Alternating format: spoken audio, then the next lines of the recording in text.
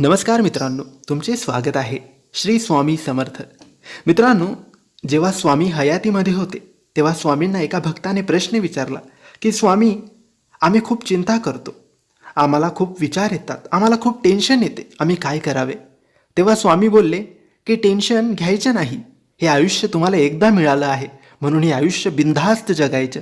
आपण कुणाचं वाईट करायचं नाही, कुणाचं वाईट चितायचं नाही, कुणाच्या मागे वाईट बोलायचं नाही, फक्त स्वतःशी प्रामाणिक राहून जगायचं. काही कमी पडत नाही आणि फरक तर अजिबात पडत नाही. कुणासाठी वाईट वाटून घ्यायचं नाही. लोकांचे विविध रूपे असतात. सकाळी गोड बोलतात आणि रात्री कुणी काही डोक्यात भरवले की तोंड पाडून बसतात किंवा कुठल्या तरी लहान कारणासाठी नाराज होऊन बसतात, ज्याच्याशी तुमचा काही संबंध पण नसतो. आजकाल लोक देवावर पण नाराज होतात. तर तुम्ही कोण?